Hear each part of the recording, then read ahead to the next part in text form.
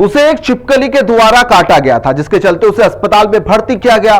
वहां पर उस महिला की एक बार फिर से तबीयत एक बार ठीक हो जाती है, फिर एक बार तबीयत खराब होती है, तो उसे फिर से अस्पताल में एडमिट किया जाता है। महिला इस दौरान रात के समय था, महिला की हालत ठीक थी तो वह अस्पताल के अंदर टहलने लगी। 22 साल की युवती है जिसकी शादी हो चुकी है और यहां पर पत्नी को एडमिट कराने के बाद में जो उसका पति था वह रात के समय घर पर चला गया था, उसे घर पर कुछ काम था। इस दौरान वह सुबह आता है तो उसे पता चलता है कि उसकी पत्नी के साथ में दुष्कर्म हो चुका है।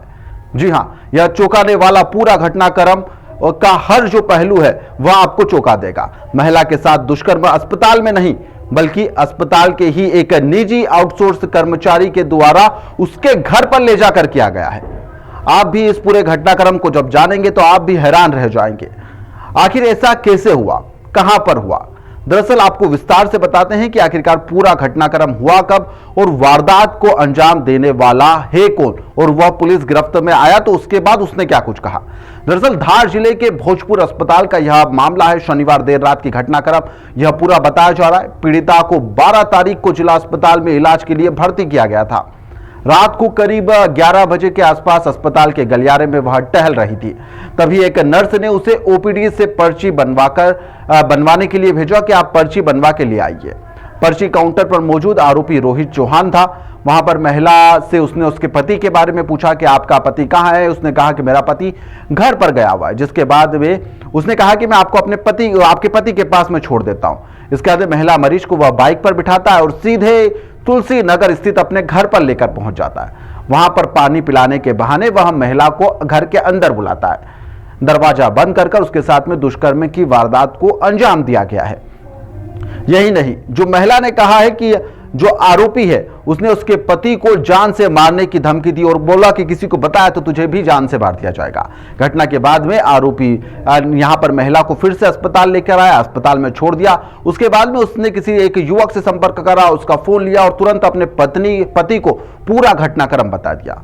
पुलिस को खबर की गई। सूचना मिलते ही कोतवाली पुलिस की टीम मौके पर जा पहुंचती है।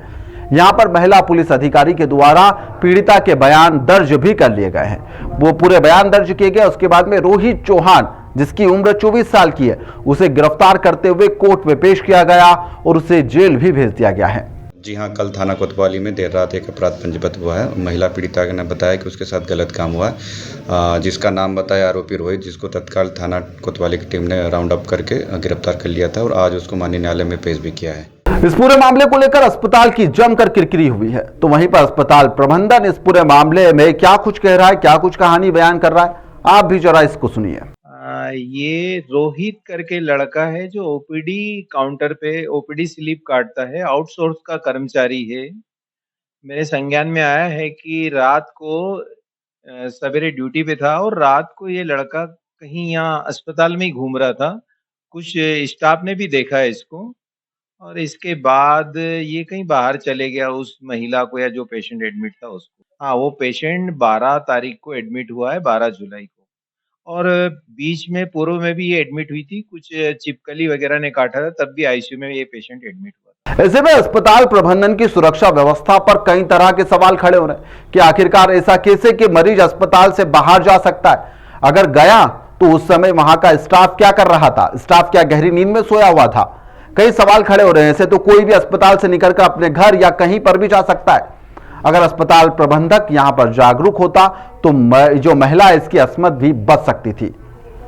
इसमें कई तरह के सवाल अस्पताल प्रबंधन के ऊपर खड़े हो रहे हैं। गंभीर बात भी है कि इस तरह से एक महिला की अस्मत को लूट लिया गया और यहां पर जो आउटसोर्स कर्मचारी था, जो अस्पताल में रहने वाला था, उसके द्वारा इस घटना को अंजाम दिया गया और उस दौरान किसी ने भी महिला मरीज को यहां से ले जाने से पहले नहीं रोका। यह भी सबसे बड़ा प्रश्न है। फिलहाल के लिए इस खबर में इतना ही। आप देखते रहिए द लपेटा।